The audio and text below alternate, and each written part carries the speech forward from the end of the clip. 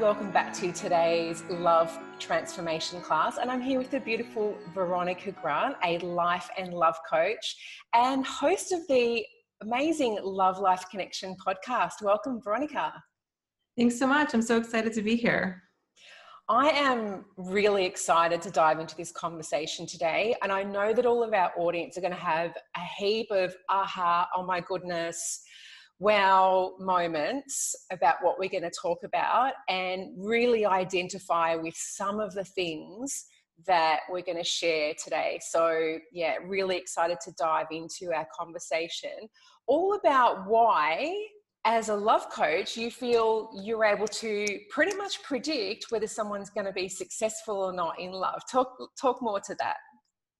I think that human behavior is actually pretty predictable, right? Like I'm sure most women listening, and I also speak for myself and my own experience when I was looking for love, where, just sometimes in dating, like things are frustrating, right? Like you might be texting with someone and they seem into you, then all of a sudden they're not, or they ghost, or they don't really ask you out, or they like seem really into you, then they pull away. And it just feels like, oh my gosh, like what is going on? And it seems irrational. It seems sporadic. It seems like you have no clue what's going on and can't predict anything. But I actually think that human behavior is fairly predictable. Now, I don't know if it's 100% predictable because things happen and whatever. I usually like to leave room for error and for exceptions. Human behavior is predictable, and in the sense that a lot of our behavior as an adult plays out, or is just us playing out stuff from childhood. And that's true for you. And it's also true for the people that you're dating. And sometimes it's easy to forget that. I do a lot of inner child work, which I'm sure we'll get into later on in our conversation. And a lot of women can get a lot of light bulbs and ahas when they learn about, their relationship with their mom or dad, or something that happened when they were 5 years old, and how it formed a belief about themselves or love or relationships or men or whatever. And then now they can see 20, 30, 40, 50 plus years later, they're playing it out. And it's a big, I guess, reason you could say that someone might be attracted to the asshole guy, or might be attracted to someone who's not really available, or it could tell you why you push the nice guys away, or whatever it is. And so those things feel irrational, but really they're quite predictable, and make a lot of sense once you start to connect the dots between life today and then whatever core wound you're playing out from childhood. And the truth is, it's the same thing with the people that we date. And so if we're attracting people from core wounds, from insecurities, wanting someone to fill our void, and there's a good chance that the person we're attracting is also playing on all of that old stuff and hasn't really healed their own stuff. And so then, of course, it seems like two people doing irrational things, like trying to date or whatever they're trying to do, and it feels all over the place, but really in the chaos or uncertainty of it, there's a lot of predictability too. What I love about what you just shared, actually, and where we're going to be taking this conversation as well, really is going to enable everyone to, I guess, take some ownership and some responsibility of their results, which is great, rather than feeling like, oh, my love life's a mess, this isn't fair, falling into a victim status. But there's an interesting thing that I've noticed that happens between when we transition from feeling like, oh my God, my life's a hot mess, life isn't fair, this isn't fair.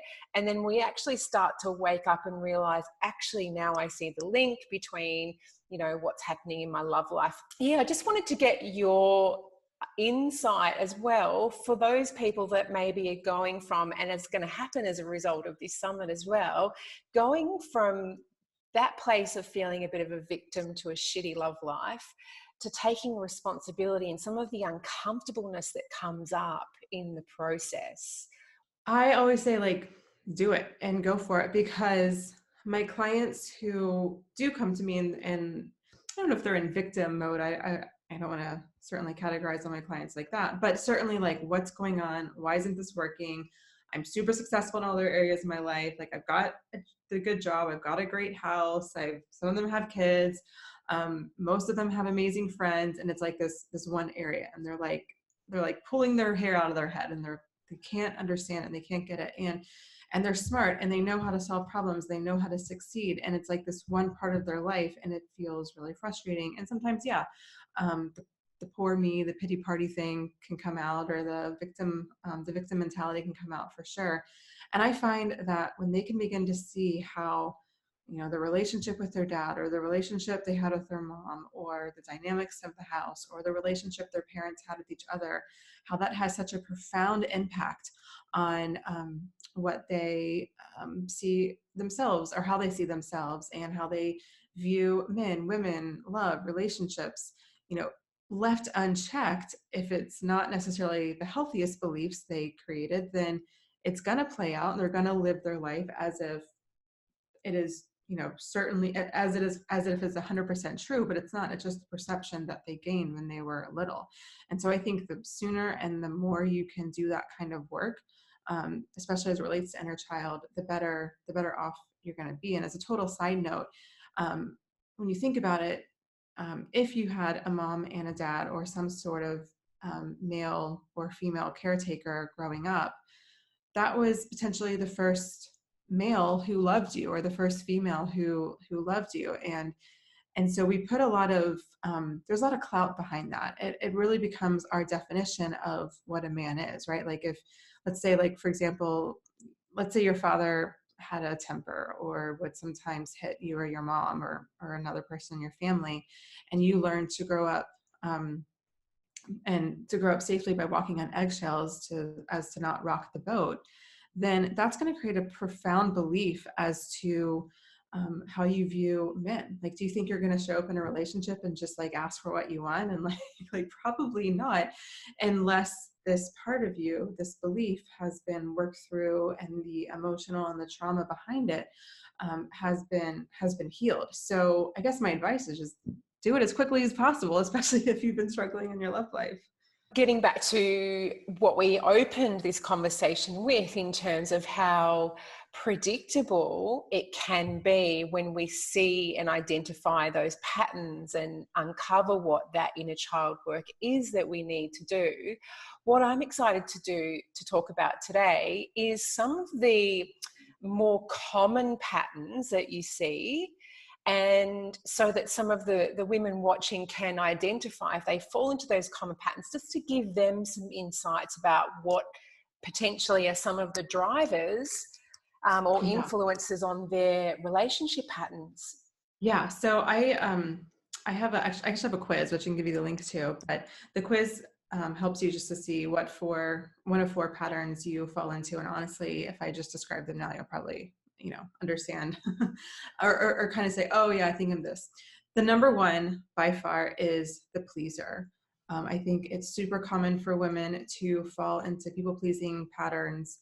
And I don't necessarily think that's just people from families where there's been trauma or abuse or narcissism or anything like that. I think in a lot of ways, girls are raised to be pretty and smile and please and everything, and left unchecked. Again, that girl then can turn into a woman who believes she has to please in order to be liked or to get love from other people, especially men.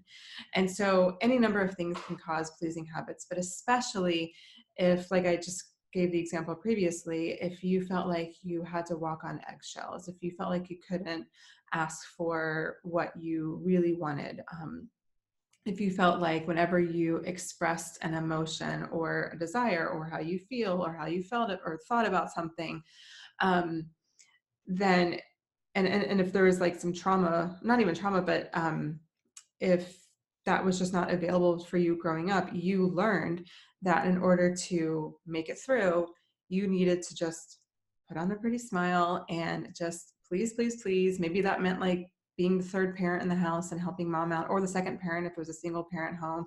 Or maybe it meant that you just needed to like buckle down and get really good grades and score goals in soccer or whatever, and just be a good little kid and not ask for anything fun, or never ask for candy or dessert or whatever, like doing the things kids are supposed to do. Because remember, when you're like 10 years old, you can't just decide, you know what, I don't want to live at this house anymore. I'm just going to like pack up and leave, like, and go get a job in my own apartment. Like, it's just probably not going to happen when you're 10 years old. And so you just do what you needed to do in order to to survive that, to make it through. And again, as an adult, if that's left unchecked, that's going to create some people pleasing patterns. So for someone who might identify with this pattern of being a pleaser in childhood, what would some of the things that they might notice, like how does that actually affect their dating patterns, their success?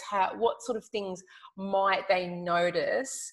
So two big things, and they're probably related. Most women who have pleasing habits can probably say yes to the next two things. And that is, do you feel drained by the people that you're dating, potentially even non-romantic partners or friendships or non-romantic relationships? So like by friends, coworkers, even kids, if you have them, if you feel really drained, like you're always saying yes, yes, yes, hoping that people will then step up to you when you need help, that's a really big sign that you're in some really deep pleasing patterns. The other big sign is people pleasers and narcissists go together like peanut butter and Oreos. That's a really good combination. Oh, maybe it's like an American thing because, you know, Americans eat peanut butter. But narcissists and people pleasers actually go together really well, because if you think about it, there's the same thing on a different side of the coin. People who have narcissistic tendencies are not able to derive their own confidence, worthiness from within. And so they need praise and to be the center of other people's attention in order to get that. On the flip side, pleasers can't get confidence and worthiness from within either. And they need to please in order to get that. And so when you think about it that way, people pleasers and narcissists would work really well together, because people pleasers are more than willing to put a narcissist as the center of their attention, and narcissists are more than willing to eat it up. And so those relationships, when they're like this, they feel like amazing, like addictively good. And then you're going to get tired of always pleasing, and you want something in return, and that's going to make the relationship kind of go, it's going to break a little bit. And that starts to be when it gets kind of toxic and not healthy. And then you like want to get back to this because it feels so good. And so that just creates the pattern of kind of dysfunction of on and off. We're good sometimes, we're horrible other times. So if you keep attracting people with narcissistic personalities, and or if you just feel drained by dating the people in your life, like if you feel like, you know what, relationships and love just isn't worth it because it's so much effort, then these are all going to be really big signs that you're putting way more in than you're getting out, and that's likely because of some pleasing habits. Okay, and that's coming from a core belief that I need to be pleasing people and doing things to earn love, right? To be worthy. The way in which specifically it manifested as a kid obviously can vary, but generally speaking, yeah, it would come from believing that on some level, somewhere along the way growing up, you believe that you aren't fundamentally, as a human with a pulse, good enough for your parents, and that you had to do something to please, to get their love, to get them not to be mad at you, to not blow their fuse, which kind of equaled love when they were just kind of being, you know, semi-nice, not blowing their fuse. You know, those are more broad, those are kind of broad generalizations, but generally, those kind of habits are going to come from. Yeah. Beautiful. Okay, so let's move on to number 2. Yeah, so the next one is the future tripper, and these are this is the second most common that I've seen. And future trippers, they have a really hard time staying in the present moment. Future trippers, they are the ones, before they even go on the first date, they want to know, well, when's the second date going to be? When's the third date going to be? And does this person see this going anywhere? Not to say I want to marry you, but just want to know if you could potentially see, you know, the relationship moving forward. And so basically these people want to control. They want to control all the things. They don't feel comfortable when things aren't in their grasp, and they're not willing to let go. I'm definitely have some future tendencies for sure. And a lot of my clients do, but again, it's the second most popular. And how this can manifest, again, it can manifest in a lot of ways. It can manifest if you had a lot of pressure to perform really well, like in school when you were younger. If you were punished for not getting good grades, then it can definitely create some future trigger tendencies. It can also create some future trigger tendencies if tangible forms of success were highly valued in your family. So if your mom or your parents or whoever raised you were always commenting on your weight or on your looks, then you probably at some point learned that you control that by maybe like trying to lose weight or whatever. And if you lost weight, then you were going to get, you know, attention or praise from your mom, and maybe that meant you would get more attention from the boys at school, and maybe that meant you could be more popular. And so these are all ways that you could get things by controlling this one thing.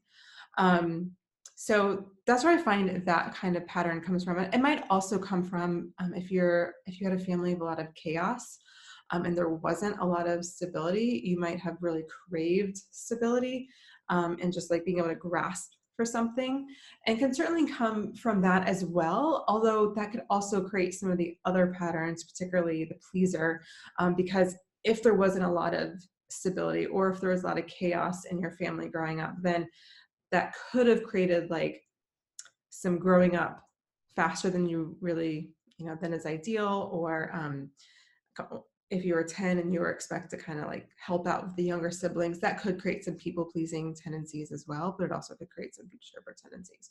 There's a lot of overlap.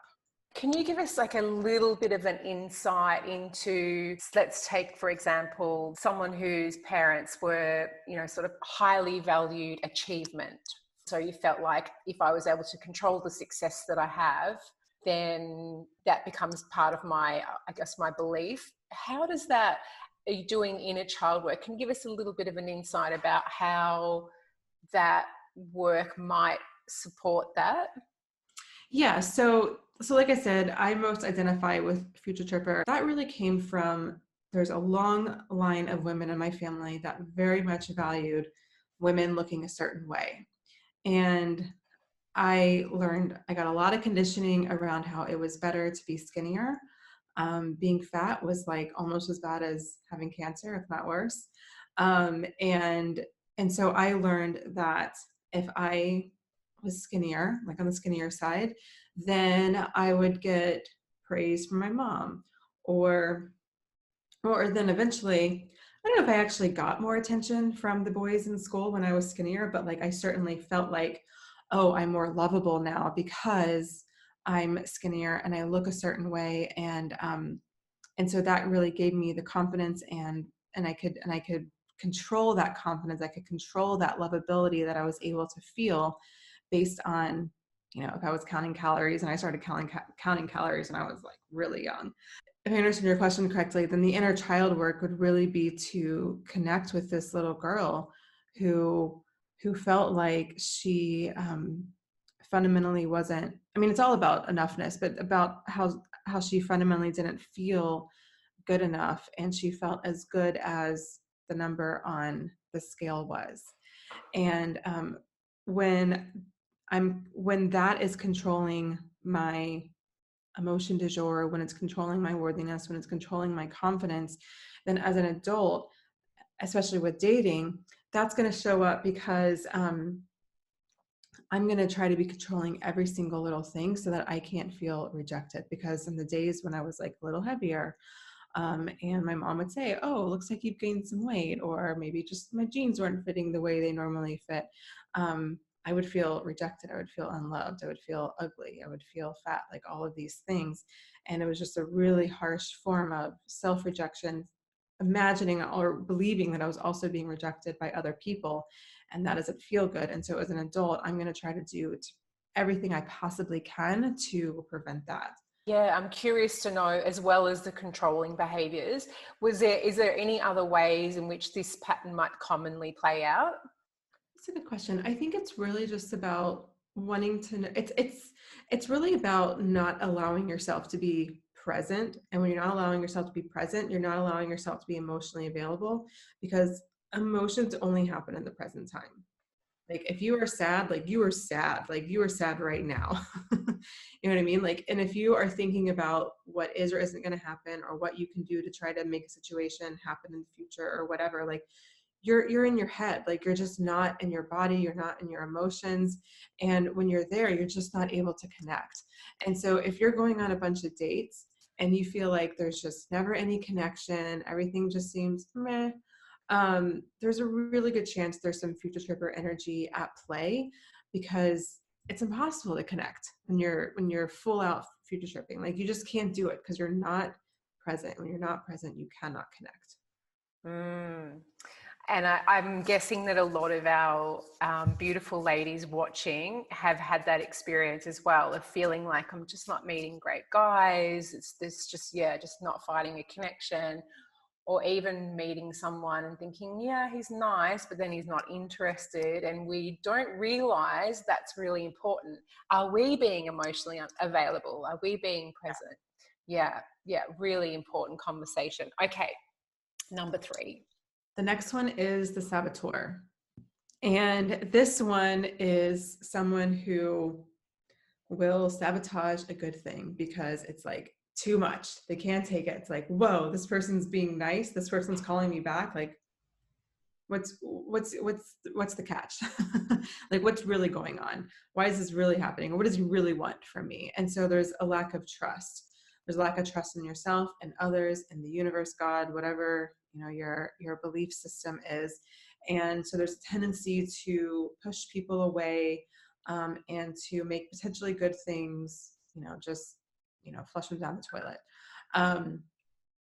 And this can come from, again, like it can come from a variety of ways, and it can even come from some things that are similar, especially to the pleasing, and it might just manifest in a different way depending on how the person is reacting to the wounds. But a saboteur can happen when a couple things actually. It can definitely happen when you have abandonment issues. So if you lost a parent, or if there was a divorce and maybe a parent then was just absent. Certainly if a parent died, that can create some saboteur behavior. It can also create some saboteur behavior if you ever felt like emotionally, not just physically, but emotionally abandoned by someone. So if you really needed help from your parents and they weren't able to emotionally support you, then that can create some distancing, because you're like, I can't go to them. I just need to do it all myself. Just got to trust myself. I can only rely on me. So that can definitely create some saboteur behavior. You can also create saboteur behavior, I find, over time of lots of frustrating relationship or dating experiences, especially if you had a very formative relationship and you know, in your younger years, maybe like there was a really big breakup or big divorce, and that really shattered your trust. Now, that necessarily is not inner child, especially if the relationship was when you were in your 20s or 30s. However, I would guess that relationship was somehow a manifestation of inner child stuff. But I do find that when women are in their 40s or their 50s or 60s or older, and they're still really frustrated with relationships, feel like they haven't, you know, really had a happy or loving relationship yet, then they can really just lose trust in the process and almost get to kind of the jaded state. And that's going to a lot of times result in the saboteur energy. Is it possible that we might be in this saboteur energy but not actually know it? Oh, for sure. For sure. I actually think the saboteur and the next one, the poor me, and we'll talk about that in a second. I actually think those two energies, sometimes it's actually really hard to know that you're in it. Because here's the thing.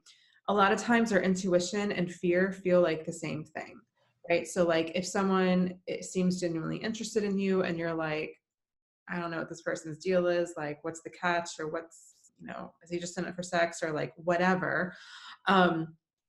You might really think that that's like a genuine red flag, the thing that he, you know, did or said or whatever. And you might think it's a red flag, but it might not actually be like a for sure red flag or whatever. And so, but you feel all this stuff in your body. And you're like, all right, I'm supposed to trust my intuition. I can feel it in my body. Like this is a no. So I'm going to tell the person no, or I'm going to break up with them or whatever. And so it feels like you're going along with your intuition, but it's really the fear. Whereas like intuition is like, okay, this feels a little scary.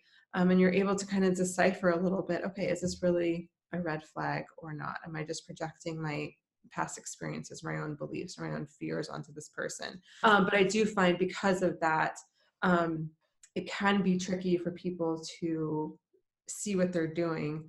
Unless, awareness is the first step. I think, the quiz helps because you're like, oh yeah, I guess I do that. But then some people do know that they're self-sabotaging. I mean, I'm a huge Bachelor fan, like guilty pleasure. They're all self-sabotaging. They just don't know it. I mean, some of them do. They can rewatch. They have the luxury of rewatching the show and they're like, oh, I was self-sabotaging there. Huh, that's interesting. Yeah, the ones that start to doubt themselves, it definitely becomes a self-fulfilling prophecy, doesn't it? For sure. It does take a level of awareness to recognize when you're self-sabotaging versus when your intuition is like, no. And it takes time and practice. Yeah. Just on a practical sense, I'm curious to hear your thoughts, because a lot of women say, like, all the guys that are actually interested in me, I'm not interested in them. Is there any other sort of underlying psychological reasons that might be? Yeah, I think there could be a couple things going on. One is it could be future tripper or saboteur, right? Because those are both qualities when you're distancing the other person in different ways, but you're still like essentially not emotionally available. And so when you're not emotionally available, you're not really available for the genuine kind of love or relationship that you logically want, but emotionally, like, are you really there? So that's can be going on. And another thing that I find going on, and this happens with my pleasers, is that we have to relearn what love feels like. Like if you think about it, when you were 10 and you had to walk on eggshells, so you wouldn't, blow dad's fuse or whatever. And when he blew the fuse, it was really scary. It was really hard. And then there would be moments probably where he would take you out for ice cream. And when he took you out for ice cream, that would just be like, you would be on top of the frickin' world. Like you would just feel amazing that dad was taking you out to ice cream. And you would do anything to get to that again. And so you like tiptoe around the house even more, like walk on eggshells, all those things. And so what that creates is this pattern of the emotional roller coaster. And we equate that high, that like, yes, this is what I want. We equate that with love. And that's actually not really love. It's just like a euphoria almost. Like it's not something that, not that it's not real because it's happening in real life, but it's not sustainable, and that like that's not what like a real love, like a healthy, genuine love between either parent child or a romantic couple. It's going to be a lot more steady. Not to say there aren't ups and downs. I mean, there certainly are in every relationship, but it's going to be more consistent. And so a lot of times we look for that almost euphoric or addictive feeling. And if that doesn't exist, we're like, oh, I'm not interested. Like this isn't, bleh. Unless there's like a serious red flag or literally the thought of holding, the other person's hand is like repulsive. Give the person at least 3 dates and let yourself get to know that person more. Get beyond like the awkwardness of the first date, and see if there is like that deeper, more genuine connection, and know that it just does take time to learn what that steady, consistent love feels like. And it's not to say that can't be very passionate and deep and give you butterflies, because I do think that kind of love is important. I mean, those things are important in a relationship, and it's very much available in that steady, consistent, but like that, those high highs that just feel addictive, like that's not what we should be comparing how we feel about someone to. Beautiful advice. Thank you. Because I think, a lot of women who have this problem of not necessarily being attracted to the men that are showing a lot of interest in them, then the thought of getting involved with them when there's not that attraction there's a lot of resistance. So I really love that advice of just giving them giving them a chance if there's no red flags. And what was interesting, I actually read a study a while back that asked men and women to rate pictures of the opposite sex in terms of attractiveness out of 10. And what they noticed commonly with women is that when they rated a picture of someone in terms of attractiveness out of 10 and then met that person in real life, their rating could actually go up or down by 3 points. Oh, and wow. we can all think of examples of people that we've met maybe and thought were really attractive, and then we've gotten to know them and then not so much, and vice versa, obviously. So I think that's really good advice, because by date 3 they could have gone from a 6.5 to 9.5 potentially in terms of attractiveness too, right? Yeah, for sure. I love that site. It's very interesting. Okay, so number 4, you touched on this one. Yeah. The last one is the poor me energy. And the poor me energy is, woe is me, poor me, everything sucks, the world is against me, God hates me, or like, anything along those lines. Poor me is really hard to date from. It should feel for fairly obvious reasons, because it's just a downer kind of energy. You're just not going to be attracting what you want to attract from that kind of energy. And where this comes from, like the saboteur, I do find that sometimes it can develop over time in women who've been dating for a long time and have been really frustrated, especially when they're frustrated and don't understand why it's not working for them.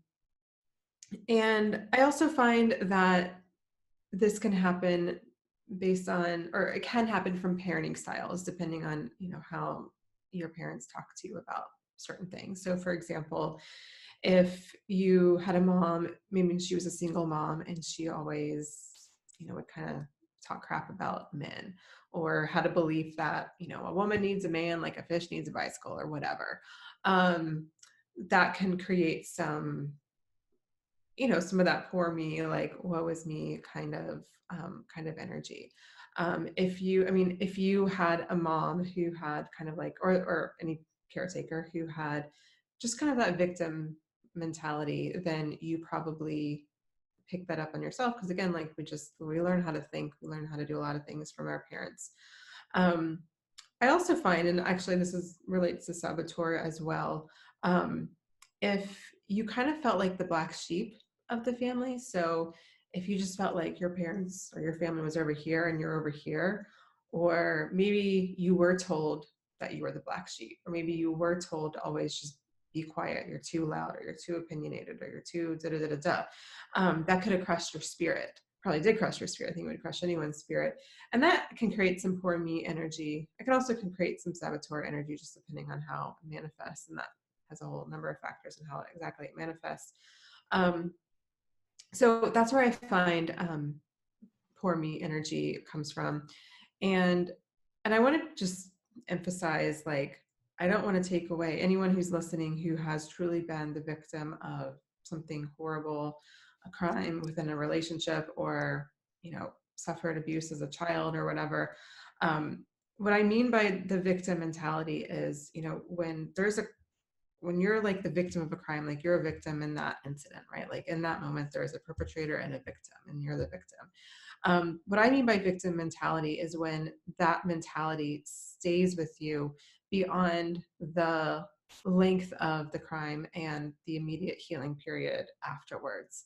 And because the victim mentality long-term will create all sorts of unhealthy emotional beliefs and behaviors, unhealthy patterns in your life, and it's just going to often attract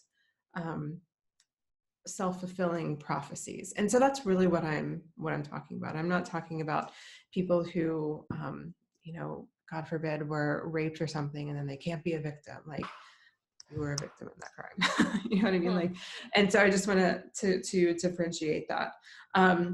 Poor me's also don't often notice that they're doing it because they're often blaming other people or things. They're saying online dating is the problem, or men are the problem, or texting, the way dating is these days, is the problem. And so they don't often know that they're kind of pulling the victim card all the time, and then just from that place creating some of the crappy situations that they're in. Yeah. What I've noticed is that this is actually a sort of a lower vibrational energy that we're sitting in, and in relation to our love life, right? And we can think, oh, but when I go out on a date, I'm super positive and I'm up tempo and I'm vibrant. But tell us, like, guys can still tell, right? I think so. I think energy goes a lot deeper than just what we're showing in any given moment, I think, personally. I also think that even if you are really good at hiding, the negative or the poor me energy, first, I think it's impossible to do that 100% of the time, because then you're just putting on a fake face. But then, even if people aren't able to be like, she's got poor me energy that she's just masking, right? Like, your date's probably not thinking that. I mean, maybe if he's like super intuitive, but like probably not. But what they are thinking is something feels off, like they're not being themselves, or they're trying too hard, or something. Like, something will just feel off, and they may or may not be able to pinpoint it depending on how you're acting or what they're able to perceive. But I do think people can tell. And this also goes back to what I said about the future tripper, and that is, like, if you are trying that hard to act a certain way, and your thoughts are like you're just not, it's impossible to be 100% present, to be totally present when you're acting in any way, whether it's like trying to hide the poor me energy, or whether it's trying to pretend like you don't have to control all the things. Like, you're just not 100% present. When you're not present, you can't connect. And so whether or not the other person sees, oh, I see poor me energy, like, there's just going to be that disconnect that might just be like something that they may not be able to explain. Like, it just didn't feel it. It could be that kind of situation. Yeah. So for someone who does identify with this potentially, or they're starting to feel an inkling of maybe that could be me, what typically is the inner work involved in working through that pattern? Yeah. So I think with all of the patterns, the inner child process doesn't really change. What really changes is the specific wound you have to heal, but the actual process to change, like, doesn't really shift. And the first thing that you have to do is, awareness is always going to be the first step. It's really hard to shift your patterns when you don't know where they're coming from, right? Like, who's ever said, like, okay, this time I'm going to, watch those red flags, and I'm going to trust my gut, and next time I'm not going to end up in a crappy relationship for 3 years or whatever. And then, like, next thing you know, you're like in a crappy relationship for 3 years. And that's because you're just relying on willpower. And there wasn't that awareness of, like, well, why do you attract these kind of people? Like, why? And then why is it so hard to get out of those relationships? When you can answer those questions, that's building the awareness. Then you can understand, like, oh, that's why I do what I do. Like, that's where that comes from. That's where that belief comes from. And then once you build the awareness, then the first thing you've got to do is just freaking forgive yourself. Forgive yourself for buying into this understanding that you weren't good enough.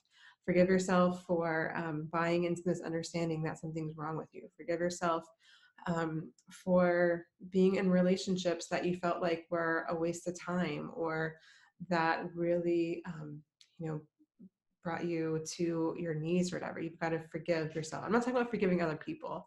I'm less interested in that, and I'm way more interested in your relationship with yourself, because you can do like every single step in the inner child stuff, but like, if you're still an ass to yourself, it's going to be really, really hard for you to shift anything. Because, like, imagine, like, if I was your coach and I was saying, like, really, you want to date with that kind of guy again? Didn't we talk about this? Like, what's wrong with you? You would be like, can I get my money back? Like, this is not going to work. And you would probably think I'm a bitch, and you would probably, like, just think I was this awful person. And you would be right if that's how I approached the coaching conversation with the client, right? But that's how we talk to ourselves when we're reflecting on our past relationships and when we're reflecting on inner child stuff. I think, oh, how could I have been so stupid to do that or whatever? And it's like, no, you weren't stupid. You were doing the best you could at the time with the tools and resources that you had when you were 10 years old. And it just became the way in which you saw the world because nobody ever told you different. And that's all it is. And so all you have to do, I shouldn't say all you have to do as in like that it's easy. I mean, it's simple. It's not always easy, but it's certainly a simple process, is that build the awareness, forgive yourself, and then apply love to the place that hurts, because that's what healing is. And it's not like an event that you like come to like an hour-long workshop and you're like, woo, I'm healed. It's a process. But awareness and compassion are the key ingredients. And then you can begin working with the inner child and really reparenting her and comforting her and sending her love and healing her and along, with that yourself too. So that's the process. So beautiful and so important. Thank you for pointing out that we really need to actually start with how we're treating ourselves and how we're talking to ourselves. Do you have any other tips or advice for someone who might be like, okay, consciously I know that I need to be nicer to myself, but I just run this old talk and this old pattern? Is there any other tips or advice you would give us about that? Yeah. So what I would say is, first, like, okay, if you have you have the conscious awareness of where a belief or a pattern comes from, then I would say, okay, so how old do you feel? Or how old were you when you started feeling this way? And so usually you might say, oh, well, when I was 8 years old, da da da da da happened or whatever. And so I would say, okay, so let's get that 8-year-old little girl into your mind's eye, bring her into your heart. And what does she need? What is she desiring in that moment? What did she need to hear that she didn't hear at the time? What would you want to tell her? And often we can be softer when it comes to children, even if it's ourselves, when we were that age.